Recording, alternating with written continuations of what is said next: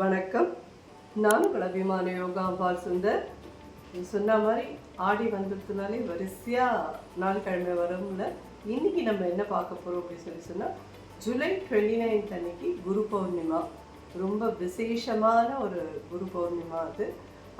எல்லாரும் அவளுடைய குருவுக்கு வந்தனம் பண்ணி அவா பிரார்த்தனை பண்ணிக்கிற நாள் இது. உலகத்துக்கே முதல்ல குரு கிருஷ்ணர் தான். வசுதேவசுதம் தேவம் கம்ச சானூர மர்தனம் தேவகி பரமானந்தம் கிருஷ்ணம் வந்தே ஜெகத்குரு. முதல்ல ஜெகத்துக்கே குருவான கிருஷ்ணனை நம்ம வந்தனம் பண்ணிட்டு இந்த குரு எல்லா குருவையும் நினச்சிட்டு நம்ம குருவுக்கான இந்த குரு பௌர்ணிமா பிரசாதத்தை பண்ணலாம். இதுக்கு நம்ம என்ன பண்ண போகிறோம் அப்படின்னு சொல்லி கேட்டீங்கன்னா, கோதுமை மாவை வச்சு கடா பிரசாதம் அப்படின்னு ஒன்று உண்டு. அந்த கடா பிரசாத் தான் பண்ண போகிறோம். இது என்னன்னு கேட்டீங்கன்னா, 1 கப் கோதுமை மாவு, 1 கப் நெய், 1 கப் சர்க்கரை, 2 கப் தண்ணி, இவ்வளோதான் அதுக்கான இது.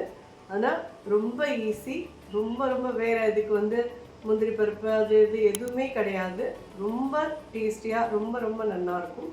கண்டிப்பாக குரு பௌர்ணிமாவுக்கு இதை பண்ணி சுவாமிக்கு நைவேத்தியம் பண்ணுவோம்.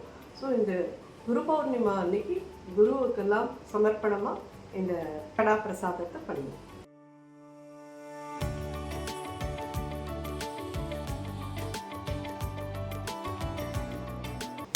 ஒரு கப் நெய் எடுத்துப்போம். இதில் இந்த 1 கப் கோதுமை மாவை போடுவோம். இது நல்லா கலர் மாறி நல்ல ஒரு பிஸ்கட் கலருக்கு வரணும். ரொம்ப அடுப்பை பெருசாக வச்சுக்காதீங்க, மீடியம் ஹையில் வச்சுக்கோங்க. அட் த சேம் டைம் இது 1 கப் சுகர், 2 கப் இதுலேயே தண்ணி.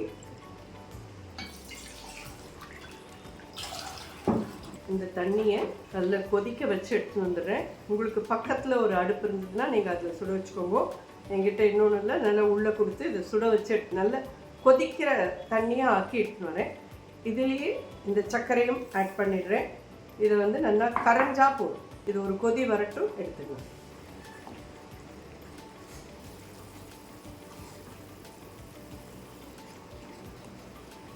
பார்த்தீங்கன்னா நல்லா ப்ரௌனாக எடுத்து அந்த அளவு நெய்யில் நல்லா வறுத்துருங்கோ. ப்ரௌனாக ஆகணும்.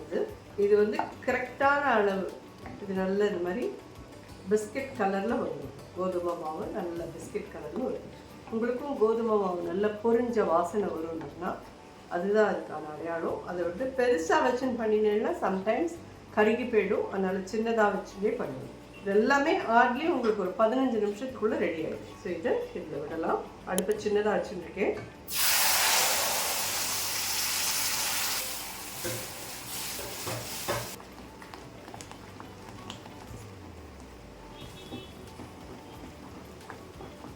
தூரம் ரெடி ஆகிட்டு பார்த்தாலே தெரியும் உங்களுக்கு. கடாயில் ஒட்டாமல் நல்லா சுற்றிட்டு வருவோம். இது அவ்வளோதான். இதில் ஏலக்காய் பொடியோ முந்திரி பருப்போ இதெல்லாம் எதுவுமே போட மாட்டா. உங்களுடைய சௌகரியம் உங்களுக்கு வேணும்னா போட்டு நீங்கள் இதெல்லாம் சுவாமிக்கு நிவேதம் பண்ணிக்கோங்க. பட் கடா பிரசாதம் இந்த இடத்தோடு முடிஞ்சு போயிடும். குரு பௌர்ணிமாவுக்கு இந்த கடா பிரசாத் பண்ணி சுவாமிக்கு நிவேதம் பண்ணி எல்லா குருநாதாக்கிட்டையும் நம்ம எல்லாருக்கும் ஞானமும் கடவுள் அடைய வழியையும் பிரார்த்தனை பண்ணி வேண்டிப்போம். லோகக்ஷேமத்துக்கோசரமும் பிரார்த்தனை பண்ணிப்போம். ஸோ இது தயாராகிடுது. எல்லாம் ரொம்ப ஈஸி. நிறைய பேருக்கு தெரியும், பண்ணிட்டு தான் இருப்பேன். தெரியாத குழந்தைகளுக்கோசரம் தான் எனக்கு சொல்லி பண்ணி பார்த்துட்டு எப்படி இருந்ததுன்னு சொல்லி எனக்கு ஃபீட்பேக் சொல்லுங்கள். நன்றி, வணக்கம்.